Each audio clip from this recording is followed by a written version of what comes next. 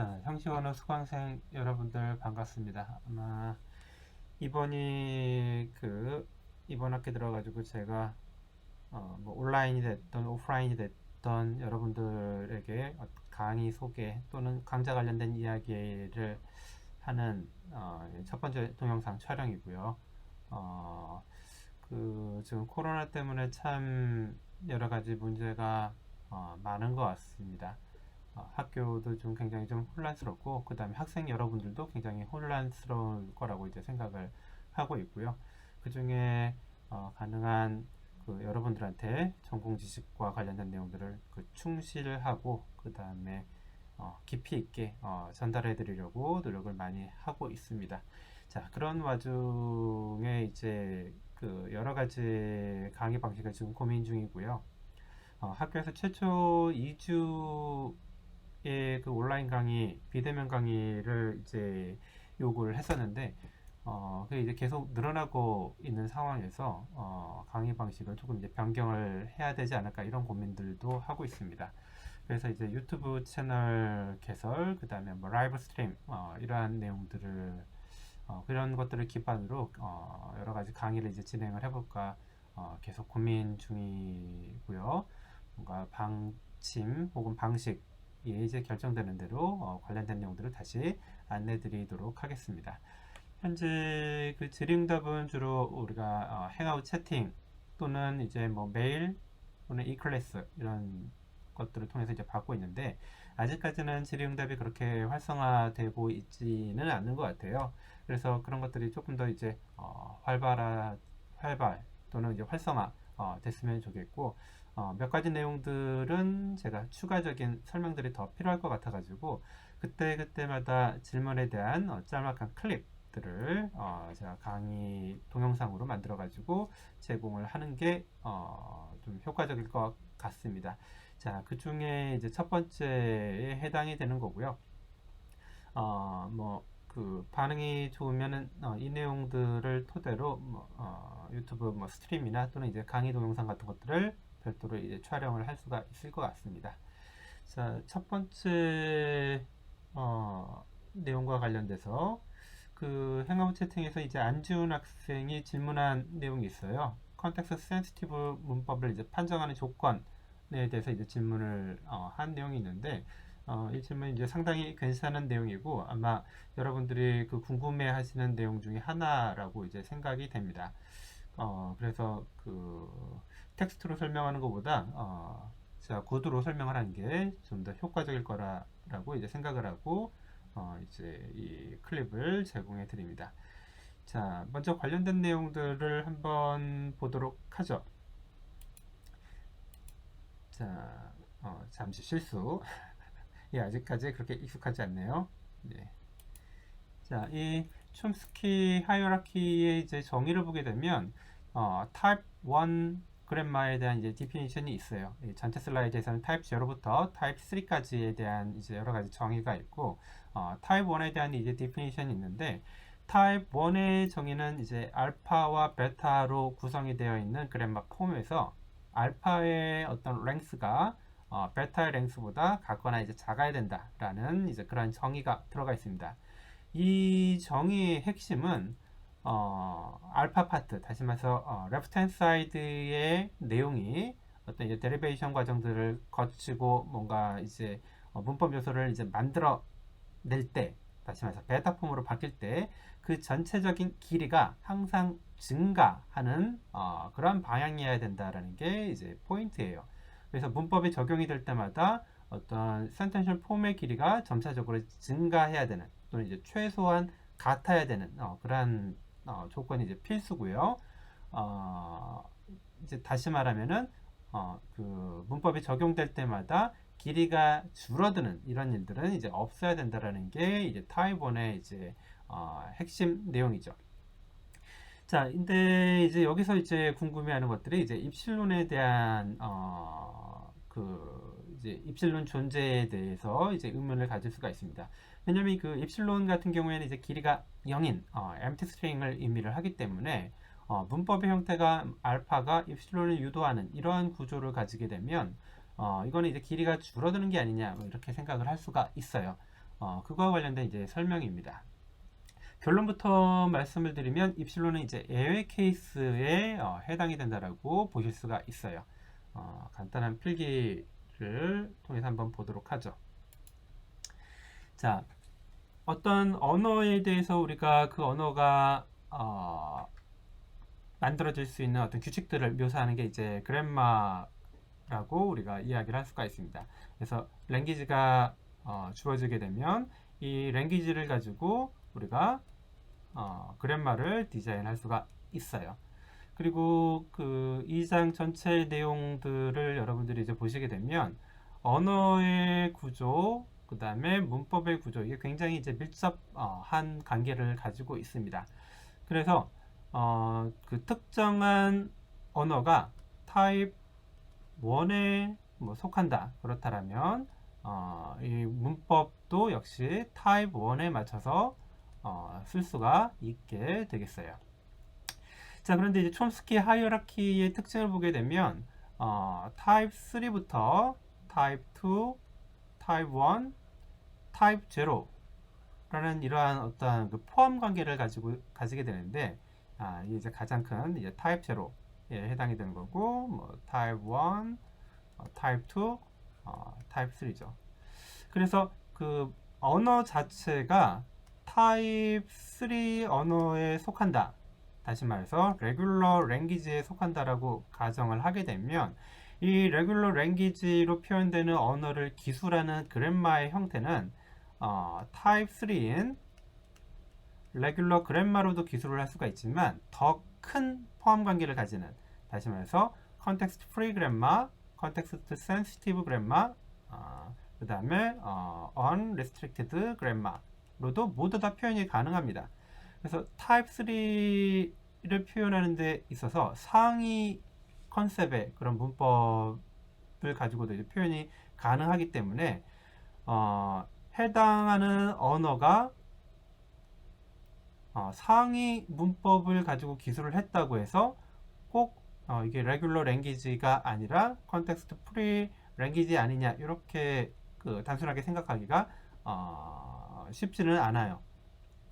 다시 말해서 언어가 이제 실질적으로 어떤 타입에 속하느냐라는 것을 따지려면 이제 생각을 하거나 우리가 고려해야 되는 것들이 더 여러 가지가 이제 존재할 수가 있습니다. 그래서 언어의 포함 관계나 오토마타, 그 다음에 문법의 어떤 표현식, 이런 거 가지고 우리가 이제 그 복합적으로 이제 생각을 하게 되죠. 이 장에서는 이제 조금 더 이제 쉽게 이야기를 한다라면, 만약 어떠한 언어가 타입 3 그래마인 레귤러 그래마로 기술이 될 수 있다. 그렇다면 우리가 뭘 할 수 있느냐? 레귤러 그래마로 기술이 될 수 있기 때문에 해당 언어는 반드시 레귤러 랭귀지 수준은 보장이 된다라는 것들을 알 수가 있어요. 컨텍스트 프리 그래마로 작성이 되게 된다라면 우리가 이제 가능성이 이제 커지겠죠. 컨텍스트 프리 랭귀지는 기본적으로 성립하려고요. 컨텍스트 프리 랭귀지이면서 동시에 레귤러 랭귀지일 수도 있어요. 다시 말해서 문법이 컨텍스트 프리 그래마로 작성이 됐다고 해서 항상 이 언어가 컨텍스트 프리 랭귀지이냐를 보장을 할 수는 없습니다. 레귤러 랭귀지일 수도 있죠. 반면에 자, 컨텍스트 프리 랭귀지가 있는데 이 컨텍스트 프리 랭귀지를 레귤러 그래마로 기술할 수는 없습니다. 이거는 이제 불가능해요. 그래서 상위 컨셉을 가지고 언어를 표현할 수 있지만 그거보다 이제 낮은 레벨의 그래마를 가지고 해당 언어를 표현할 수는 없습니다. 이러한 이제 어떤 포함 관계를 가지고 있어요.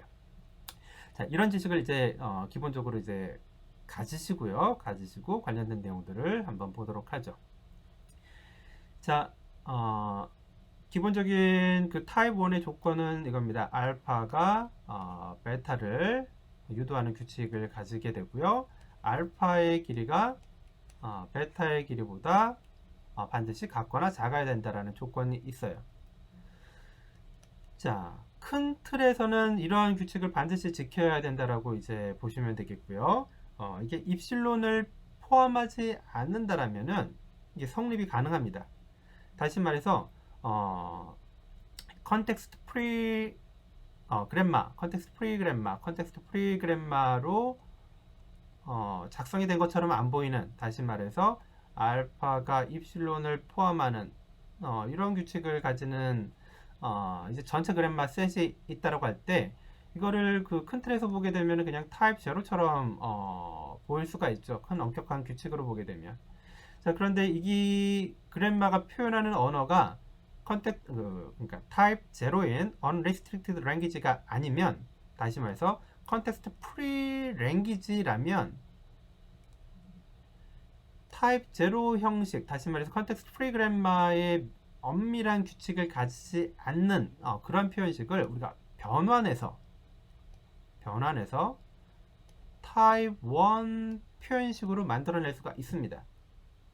이 가능성이 성립이 된다는 거죠. 왜냐하면 언어 자체가 컨텍스트 프리 랭귀지이기 때문에 이 컨텍스트 프리 랭귀지를 표현할 수 있는 컨텍스트 프리 그래머가 반드시 존재하게 됩니다. 문법 변환을 통해서 이제 그게 가능하다라는 거죠. 이게 기본적으로 성립이 되기 때문에 우리가 어떠한 문법, 어떠한 언어가 타입 0냐, 타입 1이냐 이런 것들을 단순 형태만 가지고 굉장히 칼같이 잘라서 설명하기는 굉장히 쉽지는 않아요. 이런 것들은 우리가 정규 언어, 정규 문법, 그 다음에 컨텍스트 프리 랭귀지, 컨텍스트 프리 그래머 이런 것들을 이야기하면서 다시 펌핑 그래머와 연결시켜 가지고 이제 설명을 하게 됩니다. 자, 이런 이제 구조를 이제 갖게 되고요. 아까 이제 잠깐 이야기했던 이제 예외라는 케이스가 이제 어떠한 거냐? 자, 기본적으로는 이런 이제 원칙을 가지고 있다라는 걸 좀 이제 알고 계시고요. 자, 어떤 케이스가 문제가 되냐면 언어의 잠시만요. 지우개요. 자, 어떠한 언어가 있을 때 이 언어의 정의를 우리가 쭉 하게 되죠. 여기 어떠한 스트링들이 이렇게 쭉 포함이 되느냐 이렇게 정의를 하게 되는데, 만약 입실론이라는 게 특정 언어에 포함되어 있는 스트링 중에 하나다 라면, 다시 말해서 입실론이 어떠한 언어에 포함되어 있는 원소다 라면, 이게 촘스키 하이어라키로 표현되는 여러 가지 문법들을 적용을 했을 때 적용이 이제 쉽지가 않아지게 돼요. 특히 타입 1에 관련된 것들은. 그래서 어떤 조건이 들어가게 되냐면 언어에 입실론이 포함되어 있는 조건에 한해서 특별한 규칙이 하나가 더 들어갑니다. 그건 이제 뒤에 이제 소개를 하게 될 텐데, 자, 가령 이런 것들이 있어요. 어떤 언어 L이 L을 만들어내기 위한 그램마가 있다. 그리고 이게 자, 입실론부터 시작해가지고 알파 뭐 이러한 구조를 이제 가진다라고 하게 되면 해당 언어 LG는 알파의 이제 스타 표현식으로 우리가 만들어낼 수가 있습니다. 그래서 알파가 0개부터 시작해가지고 뭐 하나, 두 개, 세 개 이렇게 연속적으로 나오는 그런 언어를 우리가 이 LG라고 할 수가 있겠죠. 이렇게 이제 입실론이 포함이 되어 있는 경우에 우리가 이제 적용하려고 하는 어떤 문법들, 그 다음에 일관된 분석 방법들 이런 것들을 적용을 시키려면 제약 조건이 이제 들어가게 돼요. 어떤 제약 조건이냐? 입실론이 포함이 될 때 어떤 입실론이 나타나는 규칙들은 반드시 스타트 심벌에 대해서만, 스타트 심벌의 right hand side에 대해서만 나타나야 된다. 이런 조건들이 붙게 됩니다. 다시 말해서 S가 입실론을 유도하는 S에서만 입실론이 유도가 가능한 이런 규칙들이 나오게 되고요. 알파를 유도해내기 위해서 별도로 S는 이런 식으로 A, 그리고 A는 다시 A 또는 A. 이건 약간 이제 단순한 언어를 좀 대상으로 하기 위해서 이제 레귤러 폼으로 만들어지긴 했는데, 입실론을 나타나게 위한 구조를 보시는 것처럼 이제 별도의 규칙으로 표현을 하게 돼요. 그래서 반드시 스타트 심벌에 대해서만 입실론이 나타나야 되고요. 그다음에 조건이 하나 더 들어가는데, 이 스타트 심벌 S는 다른 생성 규칙의 오른쪽에 나타나면 안 된다라는 그런 조건들이 붙게 돼요. 그래서 일종의 예외 규칙으로 처리를 합니다. 무슨 말인지 이제 이해가 되시겠죠? 그래서 큰 틀에서는 촘스키 하이어라키 어떤 구조들을 다 표현을 하게 되고 예외 케이스로 이러한 어떤 입실론 규칙이 들어가 있을 경우에 이런 부분들을 해소하기 위해서 문법 규칙을 별도로 유지를 합니다. 이건 이제 exception한 케이스죠. 나머지 규칙들은 컨텍스트 프리에 대한 조건들을 이제 만족하는 그런 구조로 갖게 돼요. 그래서 그 입실론 스트링이 포함이 되어 있는 것들만 예외적으로 처리를 하기 위해서 조건들이 이제 추가적으로 붙게 되고 그런 것들은 이 촘스키 하이어라키 구조에서 디테일하게 표현은 되지는 않았다. 이런 것들을 좀 알아두셨으면 좋겠습니다. 관련된 내용들은 우리가 오프라인 강의에서 뭐 뵙게 된다면 좀 더 디테일하게 이야기를 해 드릴 수가 있을 것 같고요. 그게 아니다라면 또는 뭐 코로나 때문에 이게 뭐 쉽게 우리가 이야기를 하기가 어렵다라고 생각이 된다라면은 뭐 중간중간 이러한 어떤 코멘트를 해줄 수 있는 그런 클립들을 계속 제공해 가지고 올려드리도록 할 거고요. 보강이 더 필요하다. 그 다음에 그 OCW 강의의 내용이 뭔가 좀 알아듣기 쉽지가 않다. 좀 더 자세한 설명이 필요하다. 이런 것들이 있다라면 제가 관련된 동영상들을 그때그때마다 계속 업로드를 해드리도록 하겠습니다. 뭐 제가 전문 유튜버가 아니다 보니까 이런 것들이 아직까지는 굉장히 어색한데 가능한 여러분들이 쉽게 접할 수 있고 익숙한 형태로 받아들일 수 있는 그러한 방법들을 좀 많이 이제 찾아보도록 할게요. 그래서 같이 좀 잘 진행을 했으면 좋겠고요. 궁금한 내용들이 있으면 부담 갖지 말고 얼마든지